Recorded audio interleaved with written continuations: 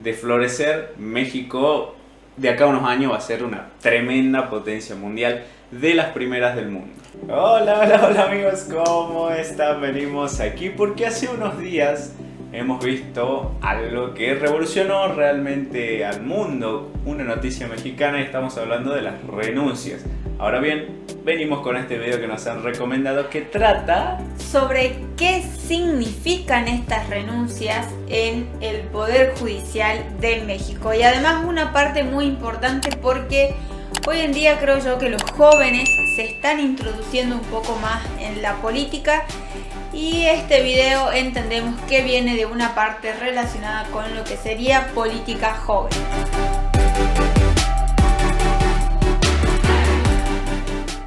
Sobre el proyecto del ministro Alcántara, sobre las renuncias de los ministros de la Suprema Corte, le agradezco a Natalia Torres, abogada, Fernanda Espinosa, asesora en comunicación política, Manuel Pedrero, periodista, y Luz Pizarro, creador de contenido de análisis político. Bienvenidos. Buenas noches, gracias. Manuel, comencemos contigo. Primero con este proyecto. ¿Qué opinas del proyecto del ministro Alcántara? Decía Alfredo Zitarrosa, qué tristeza en mi país cuando llega el amanecer y en la Suprema Corte ha caído la noche. Juan Luis González Alcántara Carrancá, junto a los otros 7 ministros de la Suprema Corte que presentaron sus renuncias el día de hoy, renuncias que no son inmediatas, van a llegar hasta el 31 de agosto de 2025. Hoy es 30, mañana será 31, estamos hablando de que la renuncia entrará en efecto dentro de 10 meses. Pongamos un ejemplo, si una mujer se embarazara hoy en día, pues tendría todo el embarazo, toda la gestión, tendría el bebé y esta gente todavía no habría renunciado. Es ilusoria la renuncia y entre otras cosas es para conservar las canonjías, los privilegios millonarios que brinda la Suprema Corte de Justicia de la Nación. Vamos a ver cómo resulta todo esto, vamos a esperar a la votación de los ministros. Yo espero que la razón invada la Suprema Corte de Justicia porque esto no lo habían hecho antes. De 1988 a 2018. Pasando por Carlos Salinas, Zedillo, Calderón, Fox, Peña Nieto, se reformó la Constitución bajo el concepto de reforma constitucional en más de 700 ocasiones. ¿Sí? Nada más Peña Nieto la reformó 155 ocasiones. ¿Sabes cuántas reformas, cuántas leyes que aprobaron en los sexenios del PRIAN la Suprema Corte las tiró? Ni una. Muy bien. Natalia dice, Manuel, que estas renuncias es para conservar los privilegios. Era un dato, chicos, que no teníamos. Sinceramente no teníamos ese dato. Es impresionante. O sea, durante todos estos sexenios que hubo, pre-AMLO se podría decir, se reformaron más de 700 veces la Constitución. Es muchísimo. O sea, quizás leyes por doquier se pueden sacar, pero reformas constitucionales son cuestiones muy de fondo. O sea, no hay nada más que prime legalmente que justamente la Constitución nacional para cada país. Obviamente estamos hablando de la estructura del país, ¿no? Después nos podrán decir en los comentarios, lógicamente, no, pues si hay un tratado internacional, ese es más que la Constitución. Bueno, sí, eso es otra cosa. Estamos hablando meramente del país y en este caso la ley suprema de cada país es su Constitución. Reformarla en tan poco tiempo, más de 700 veces, nos gustaría que nos empiecen a contar de todas esas reformas, cuáles conocían y también cuáles son las que por ahí les hicieron más ruido, digamos. Sí, o más que ruido, ¿cuáles fueron las reformas que podrían llegar a haber perjudicado al pueblo mexicano? Porque muchos de ustedes nos han dicho en los comentarios que lo que venía haciendo el poder de la justicia no ayudaba al pueblo mexicano, sino siempre ha estado más del lado de los políticos o tal vez de los grandes empresarios e incluso no solo empresarios mexicanos, sino también empresarios de afuera. Privilegios, ¿qué opinas? Estoy completamente en desacuerdo. Recordemos que esto no es un regalo, esto no es un premio, no se están llevando más que lo que marca la ley.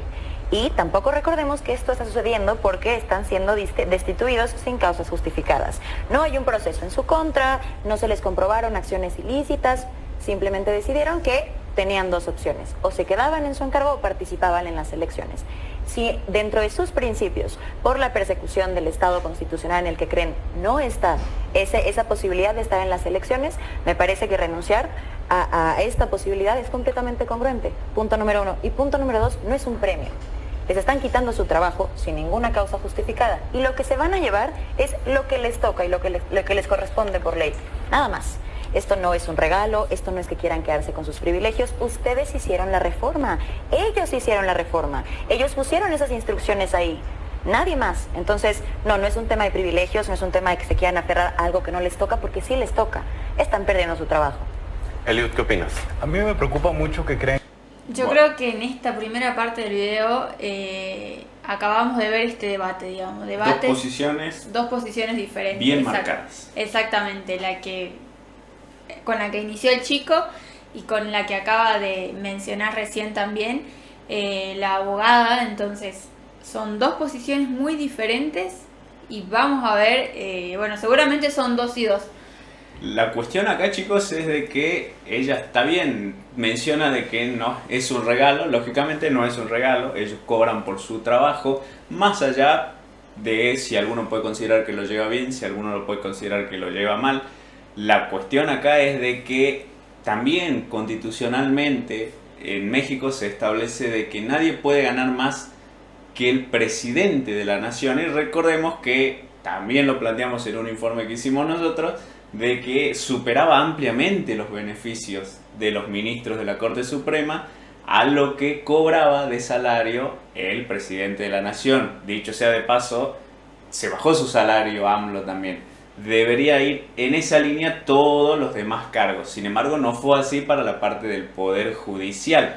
Ahora bien, hay otra cuestión también acá, de que desde el otro punto de vista uno puede decir, si ellos no cobran un salario tan alto, no tendrían un incentivo o no tendrían un sustento como para no recibir las malicias, por así decirla, ¿no? Que aquí le llamaríamos las coimas, digamos.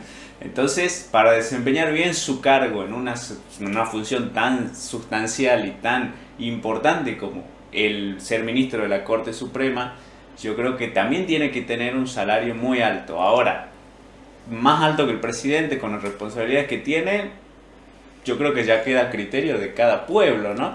Pero sí necesitan tener un salario alto para evitar de que por otros lados ellos necesiten o se vean, como quien dice, en esto de recibir de afuera para determinadas cosas, ¿no? Yo creo que ahí es muy importante lo que ustedes nos han comentado, porque lo que acaba de decir Turco es lógico y con razón, pero la realidad es otra, digamos. Entonces, más allá de que ellos puedan tener un salario alto, ustedes nos han comentado que por ahí han salido noticias donde han recibido sobornos millonarios. Si estamos hablando de que cobran sueldos y beneficios millonarios, esto se queda muy pequeño a los sobornos que han recibido, ya sea de políticos, empresarios, mexicanos o no mexicanos. Entonces, es como que un razonamiento lógico pero difícil, porque ya se ha notado a lo largo de todo este tiempo que aún así, teniendo este tipo de salarios,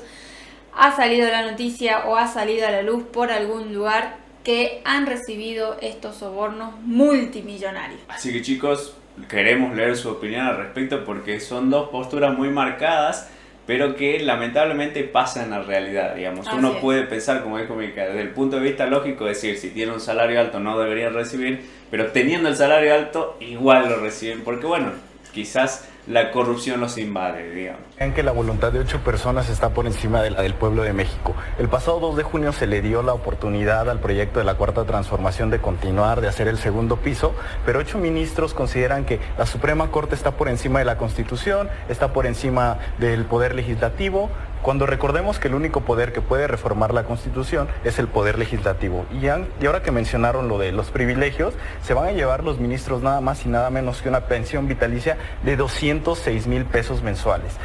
¿Cuánto le tomaría al trabajador que gana el salario mínimo poder ganar esa cifra que gana en un mes sin gastar un solo peso? Le tomaría 28 meses, más de 2 años para ganar en un mes lo que ganan los ministros. Me parece completamente absurdo, y a mí sí me preocupa mucho que se les esté olvidando también el artículo 39 constitucional. Recordemos que quien tiene el derecho de alterar la forma de gobierno es el pueblo de México. O mejor ya dejamos de votar y dejamos que los ministros guíen el país. A mí me parece absurdo. Fernanda. Me parece bastante incongruente lo que está diciendo sobre los ministros que tienen derecho a ese haber de retiro, porque ustedes tienen como diputada a Olga Sánchez Cordero, que sigue cobrando su pensión, que además ahorita está cobrando como diputada. Y tenemos también a Arturo Saldívar, que decidió separarse de su cargo para irse al proyecto de la presidenta Claudia Sheinbaum. Y además de eso, cuando se fue, quiso exigir camionetas blindadas, que no se le dieron. Entonces es increíble que vengan a decirnos que pues realmente no merecen ese haber de retiro, que los ministros solo ven por sus intereses. Y no solamente ellos van a tener el poder de reformar la Constitución, son garantes de la Constitución, son personas que deben de cuidar el quehacer legislativo, los abusos de poder. Para eso está la Suprema Corte de Justicia, para que haya una independencia judicial, y lo que hace esta reforma, que lamentablemente ya está encaminada, ya va a pasar, pues es justo cuidar esto. Lo que propone el ministro Alcántara es garantizar esta independencia judicial. ¿Qué opinas de lo? Bueno, a ver, antes de continuar con el tema de los debates, ya hemos visto las 4 posiciones. Las 2 chicas van por un lado y los 2 chicos van por el otro. Ahora bien, hablando de estas 2 opiniones del final, antes de que dé la pausa, yo considero de que a mí personalmente no me gusta el debate cuando empiezan a sacar trapitos al sol del otro. Es decir, vos no podés decir esto de este porque el tuyo hizo esto, lo otro. Y desvían como el tema. Entonces, desde este punto de vista, para mí, no está mal que lo quiera plantear la chica, pero no sería el eje central del debate. Y el chico, el que habló, el creador de contenido político, dijo algo bien.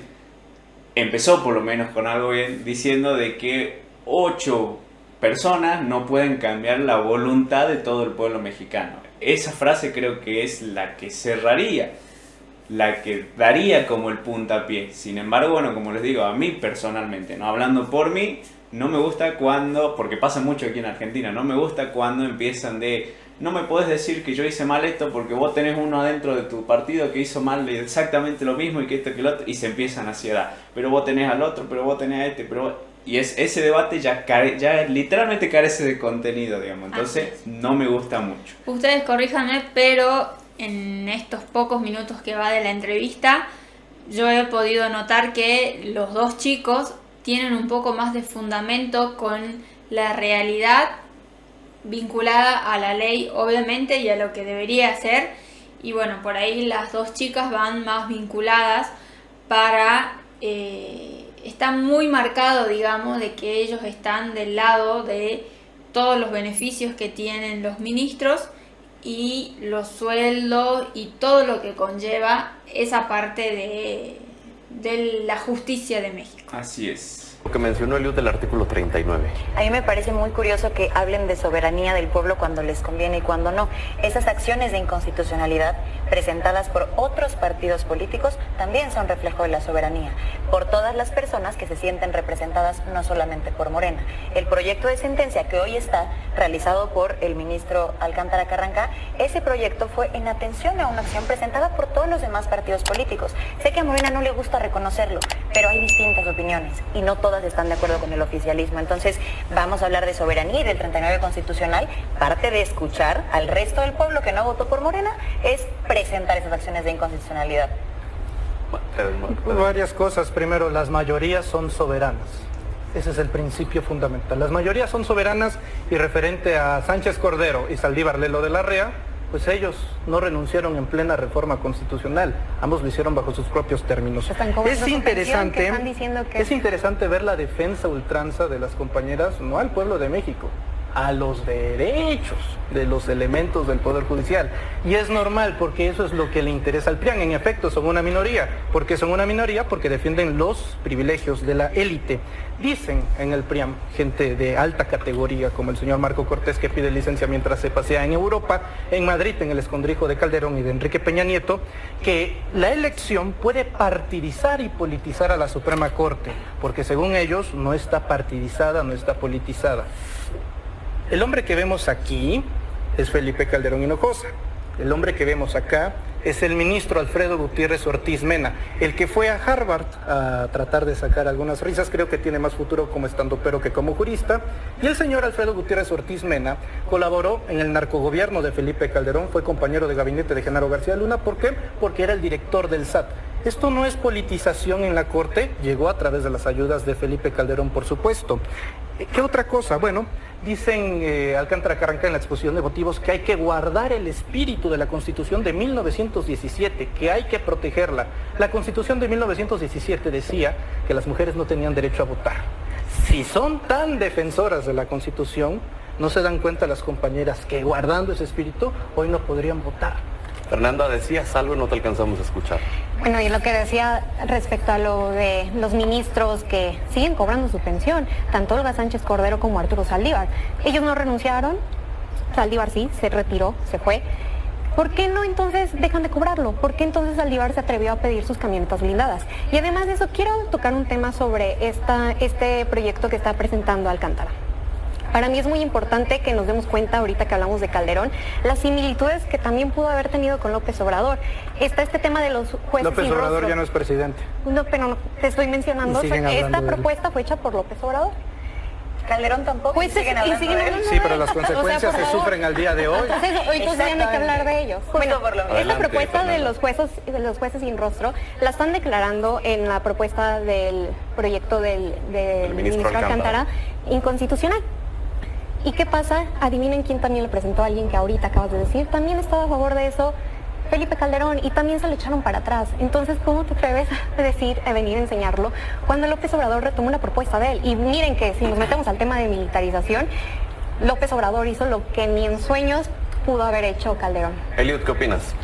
Pues a mí me preocupa mucho este proyecto del ministro. O sea, en mis manos tengo su proyecto y es muy incongruente porque menciona primero que reconoce que la Corte no puede impugnar una reforma constitucional que, les guste o no, se aprobó con todas las de la ley, con las 2/3 partes en el Poder Legislativo y en la mayoría de los congresos locales. Pero después menciona que por una reflexión dice que mágicamente puede considerar que pueden declararla parcialmente inconstitucional. Entonces la Corte ya va a estar encima de todos los poderes y aparte de ello mencionan que sí hay una minoría que no quiere la reforma judicial, pero les recuerdo que 8 de cada 10 mexicanos queremos la reforma judicial. Yo me voy a los datos. Entonces, ¿qué estamos defendiendo? Yo no quiero defender a la Suprema Corte que absolvió a Rosario Robles, al Poder Judicial que le regresó el dinero de las cuentas bancarias a la esposa de Genaro García Luna. También a la luz del mundo que tiene representantes. Me puedo seguir con estos ejemplos. La misma que que quiere entregar la industria eléctrica del país. Entonces vayámonos al debate de fondo. La Corte no puede venir a impugnar una reforma constitucional que se aprobó legal y legítimamente. Ahora se van a reunir los ministros el martes 5 de noviembre, y vamos a jugar a suponer. En el supuesto en el que apoyen el proyecto del ministro Alcántara y que por algún motivo decida el gobierno no acatarlo, ¿se podría caer en un desacato en el que termine prácticamente en una inhabilitación, Natalia? A ver, antes de pasar a esta parte del bloque, yo creo que el bloquecito que vimos trató básicamente de si se podía meter o no la Corte Suprema a quizás voltear, quizás reformar de nuevo o dar marcha atrás con la reforma al Poder Judicial. En este caso yo creo que el eje central o lo puntual, así cortito y al pie, es independencia de poderes. Si ya se aprueba a través del Poder Legislativo este proyecto de reforma constitucional con todas las de la ley, debería existir esa independencia de poder para que la Corte Suprema, porque encima es reforma a ella misma, no pueda tocarla desde ningún punto de vista. Sino, así como se dice o se pide de que haya independencia del Poder Ejecutivo con el Poder Judicial, en este caso el Poder Judicial se estaría metiendo en el Legislativo. O sea, no se llegaría nunca a esa independencia de poderes. Por ende, para mí personalmente, no debería existir la forma de que si se aprobó en toda la ley desde el Poder Legislativo algo, el Poder Judicial lo pueda voltear en caso de que sea este tipo de reformas. Así es, yo creo que este debate está bastante dividido en el sentido de que por ahí los chicos hasta el momento han ido mostrando los datos, ya sea en cuanto a 8 de cada 10 mexicanos prefieren esta reforma. Ustedes mismos nos han ido comentando también que era necesaria esta reforma. En cuanto a las chicas, yo por ahí veo que están más en una posición defensiva respecto a los chicos, digamos. Yo veo que los chicos por ahí están bastante armados de datos y sobre todo lo que acaba de mencionar Turco, que esto ya está aprobado con todas las formas legales. Entonces, partiendo desde esa base, ya es muy difícil, digamos, que haya un fundamento lógico y razonable de que el Poder Judicial quiera hacer caer esto que fue aprobado por mayoría. Así es, y para ser también coherente, chicos, tampoco me gustó la primera parte del chico que tiene el chaleco, porque su primera parte empezó justamente haciendo lo que dije que no me gusta, queriendo atacar porque en el partido anterior del PRIAN de que salió estaba la foto al lado del otro. O sea, ¿es un argumento? Sí, es un argumento, pero como les dije recién, personalmente llevar a ese punto el debate a mí no me gusta. Así que bueno, aclarado eso, continuamos. Por supuesto que no, estamos en un Estado de Derecho, no estamos en un país autoritario, estamos en un Estado de Derecho en donde nuestra Suprema Corte de Justicia va a emitir una sentencia, es decir, se va a votar en el Pleno, se va a tener una sentencia definitiva y el cumplir con esta sentencia no es un lo decido o no. O sea, se tiene que cumplir sí o sí. Por supuesto. Y por también supuesto. decir por quién lo debe cumplir. Esta sentencia la tiene que acatar el INE. Esto es hacia el INE, es hacia el proceso electoral que se va a realizar para jueces, magistrados y ministros. O sea, en México... Un momento que para concluir la idea te quedaste a medias y... Solo tenía un par Manuel, de puntos. Adelante. En México, porque parece que es el único país del mundo donde la voz y el voto de 8 personas valen más que la de 36 millones de mexicanos. Sí, no les gusta ningún artículo, nunca les vamos a ganar en el sentido narrativo, no tienen la humildad de reconocer que están en contra de la población que votó un proyecto de nación, consideran incluso que la gente no sabe qué es lo que votó cuando se hablaba de un plan C de la reforma judicial. No les gusta el artículo 39, vamos a utilizar, ¿qué les parece el artículo 135 constitucional? Que dice, entre otras cosas, que este texto, refiriéndose a la Constitución, se puede reformar en cualquier momento, siempre y cuando se tenga una mayoría calificada. Morena tiene mayoría calificada, la tiene. Para reducirlo a la mínima expresión, en esta mesa somos 5, supongamos que hay un debate, que vamos a comer, alguien quiere pizza y alguien quiere hamburguesa. Si 3 de aquí quieren pizza y 2 queríamos hamburguesas, pues yo no puedo decirle a ustedes 3 que son mayoría, imponerles que comamos hamburguesas. No se puede. Eso es lo que está pasando en grandes términos con la Suprema Corte. Ahora resulta que 8 personas que deciden por nosotros no vamos a tener la capacidad de elegirlos. Pero otro punto, ¿por qué a la Corte y al PRIAN no le gusta en específico esta reforma judicial? Y sigo viendo que no hay un solo argumento en materia jurídica. Es en contra del pueblo y a favor de los privilegios. ¿Por qué no les gusta la reforma judicial? Porque no se aprobaba como en los tiempos del PRIAN con dinero, con fajos de dinero. Esta imagen corresponde a un video otorgado por Emilio Lozoya a la Fiscalía General de la República y corresponde al periodo 2013-2015, donde se aprobaron las reformas energéticas de Enrique Peña Nieto y ningún diputado del PAN ni del PRD, del Pacto por México, por cierto, uno ya fallecido, váyanle poniendo la alfombra y el altar del Día de Muertos al PRD, porque resulta que no, o sea, si no hay lana de por medio, no le sirve. No queremos concertaciones, ni negociaciones, ni tratos, ni acuerdos en lo oscurito. La gente votó y se va a seguir bajo la norma de la gente. Quería responder algo. Sí, me parece muy curioso. Fíjate que en esa foto hay una maletita negra con dinero. Lo que estaba ya de onda en el sexenio pasado son los sobres amarillos, que tampoco se te olvide. Por otro lado, fíjate cómo el argumento de politizar la Corte, cuando lo decimos, lo primero que nos dicen es ya estaba politizada. No nos desmienten, no nos dicen que no lo van a hacer. Eso por primera parte. La segunda que tengo que decir es, precisamente el ministro en su proyecto no toca cómo se estableció la mayoría, no toca vicios legislativos, es más, los declara infundados. Eso no lo toca.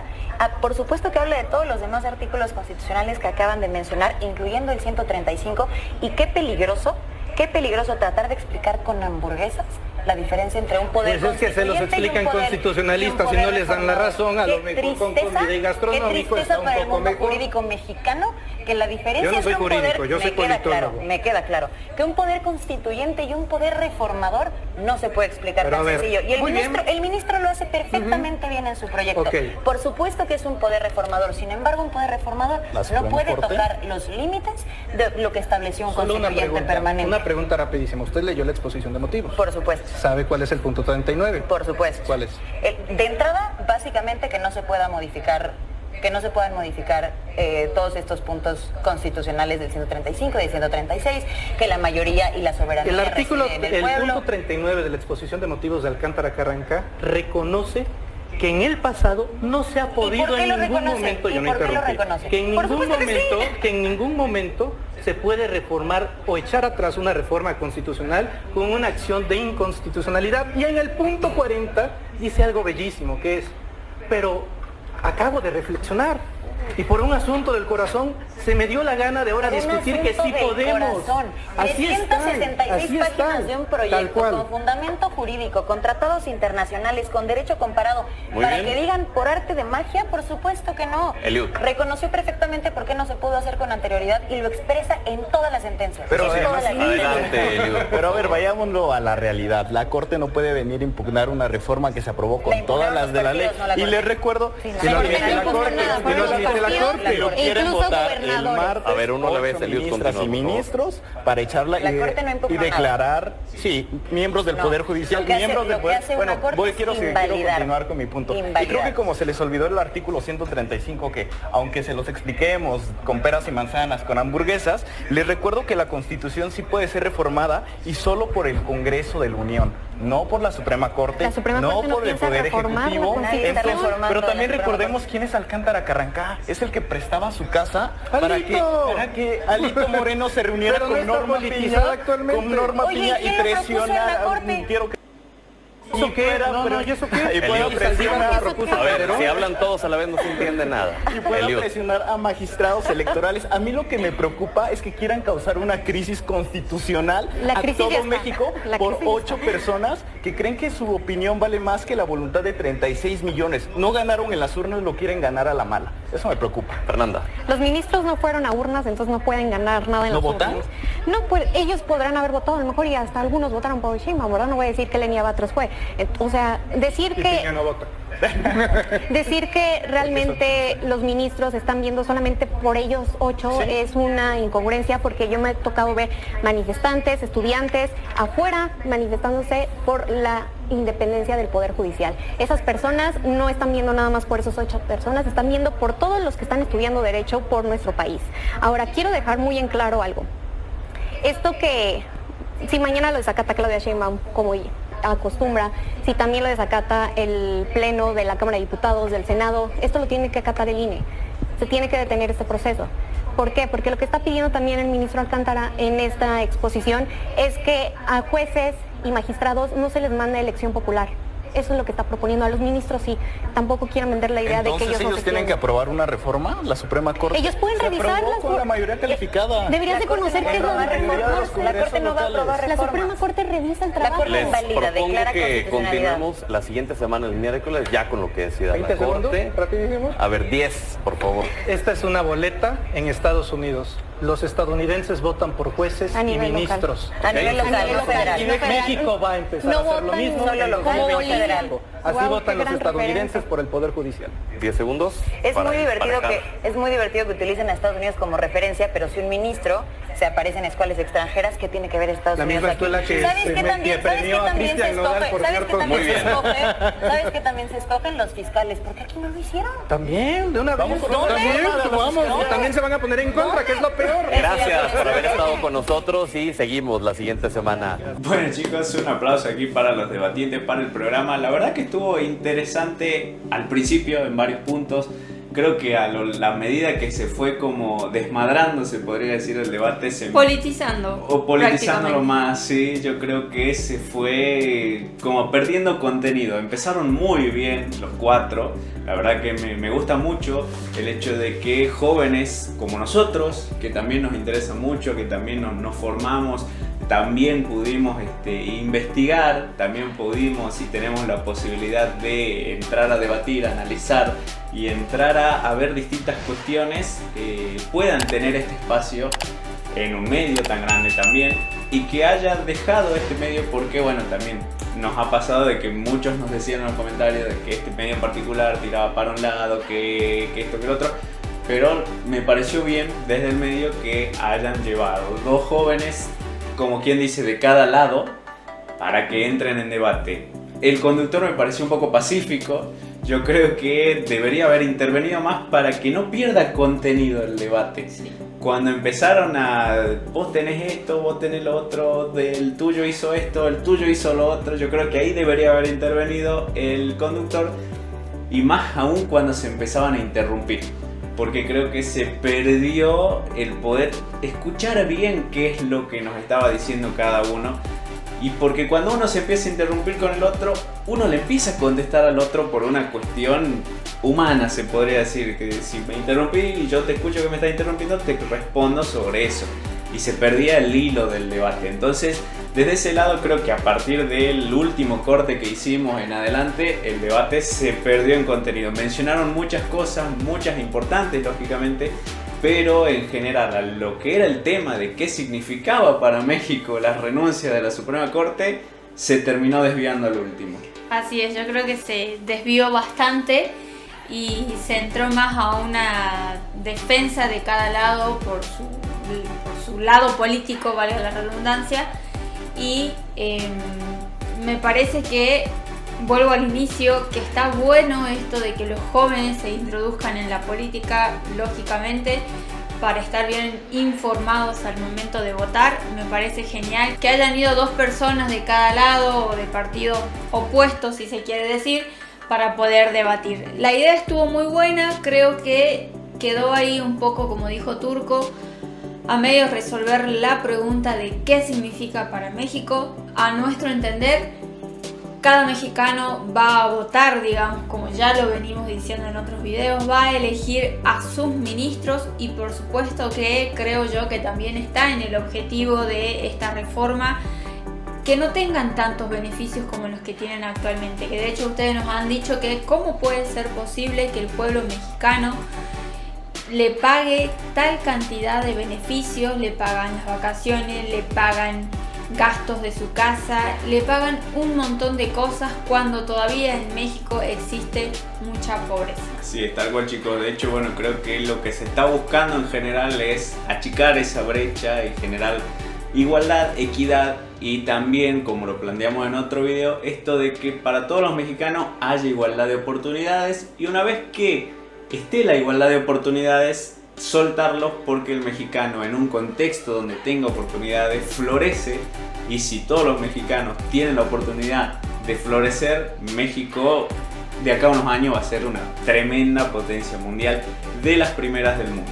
Así es, y más allá de que, como ya lo marcó Turco, este medio de comunicación, ustedes sabrán mejor que nosotros, será de izquierda o derecha o del lado que sea. La idea siempre es tratar de buscar el objetivo de la información, y por supuesto que ustedes nos digan qué les pareció este debate y cómo creen que se han desenvuelto cada una de las partes.